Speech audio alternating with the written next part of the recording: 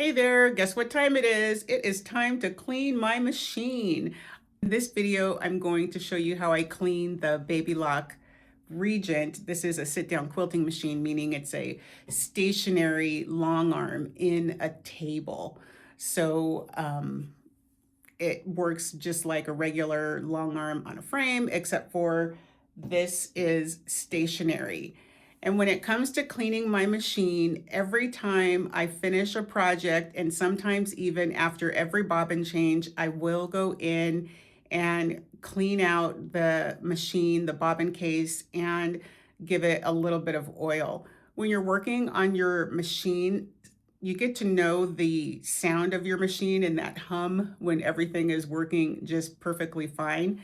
If you find that you're quilting along and all of a sudden you're hearing this weird noise that you're not really sure what it is, or if it sounds a little bit rough, try giving it a cleaning and a little bit of oil and see if that takes care of the problem.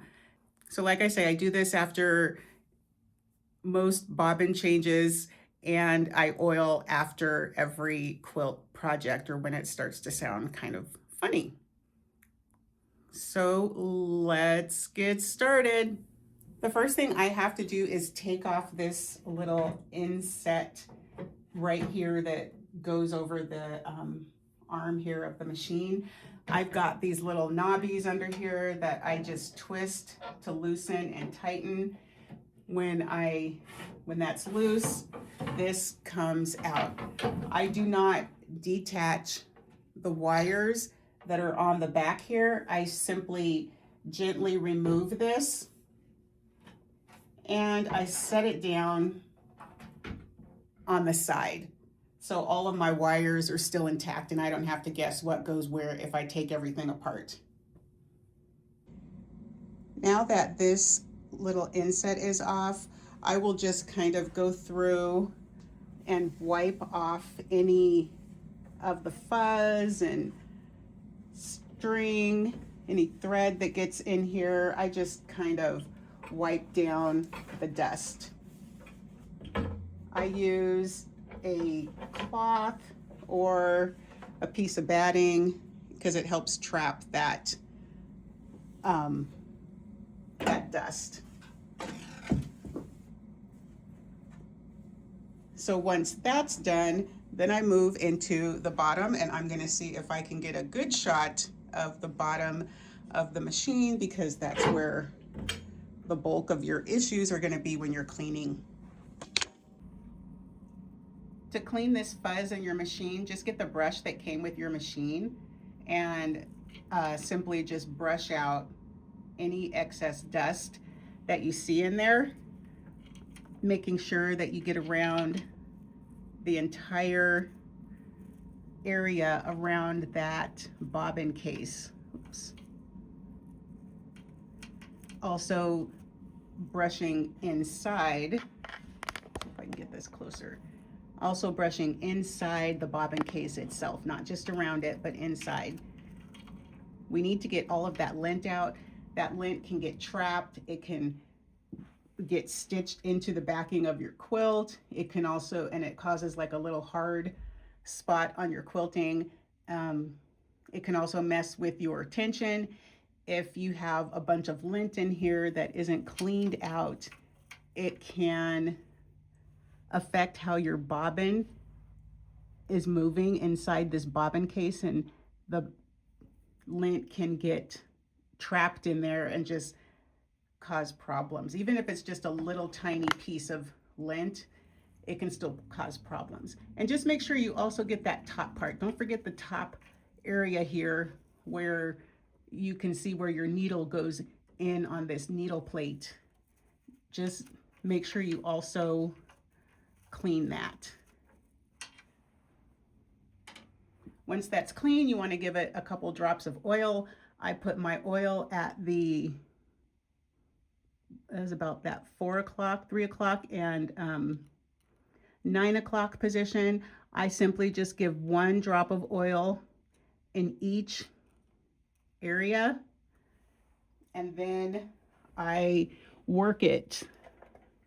Then I work it in by just pressing on my foot pedal a couple of times to give that a chance to work its way around the entire bobbin case.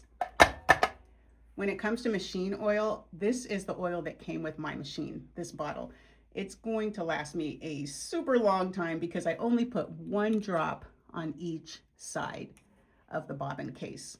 Just make sure if you don't have oil that came with your machine, when you go to the store to buy some, just make sure that it's a good grade of oil so that you're getting enough lubrication in those parts. The other thing that I will do is I will make sure that these are cleaned. These little arms here, or whatever these are called, these poles do get trapped with a lot of lint as I'm stitching. So not only am I seeing the lint in the bobbin case area, I'm also seeing it accumulate on these bars. So just make sure that you wipe those bars off. And if you see lint building up on them during your quilting, just take your cloth and wipe that off. I will also put just 1 drop of oil here, and then again do my, oops, let me put it up here. I usually try to put it in the top as the foot is all the way down the needle, and then I just kind of work that back and forth so this area is also lubricated. I just do that every now and again. Okay, now that we've done what we needed underneath the machine in this area and on this part right here, we cleaned everything out. I'm going to put my table back on.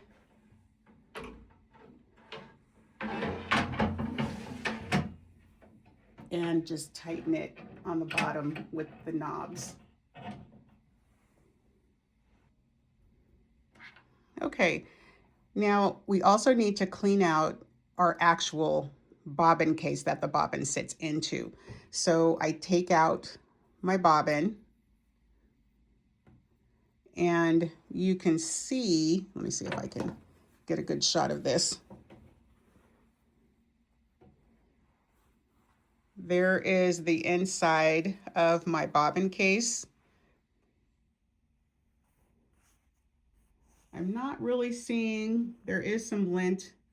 I don't know if you can see that. There is some lint in here. If you can see that okay. So that means I also need to take my brush and clean that out. Same brush. I can see the lint. Wish I could get a better shot of that. Maybe this is a little bit better in the light. You can see inside here, and I just take and I brush whatever is inside.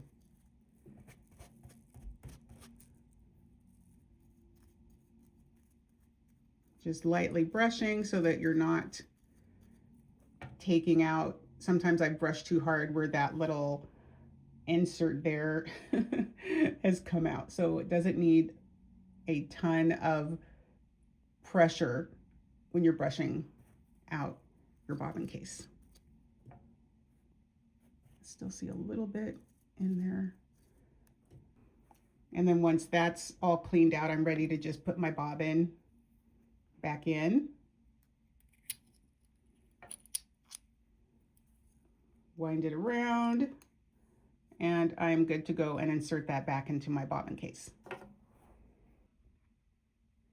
Now I want to show just one more area of your machine that you can clean if you are noticing you're having any type of issues with your thread tension. It's possible that there might be some thread or some lint stuck in between your tension discs. But you can see here is my tension disc, and if I put my finger in here, I can kind of, that moves back and forth. This is where you tighten and loosen your tension. The more you tighten it, the closer together these discs go, and the tighter your thread is up against the tension discs. When you lower it, it opens and it is looser, and so your thread is not as tight on those tension discs. So one thing that I do sometimes do is I will take a piece of fabric and I will just simply put it in between the discs and just give it a little bit of a swipe in there, just gently, to make sure there is no lint in between my tension discs. It can be a little difficult because I guess I could loosen it. But yeah, so I will sometimes do that. You can also take a piece of floss or something and string it in there once and pull it out, just to make sure you're getting out any loose lint that might have gotten trapped inside of these tension discs.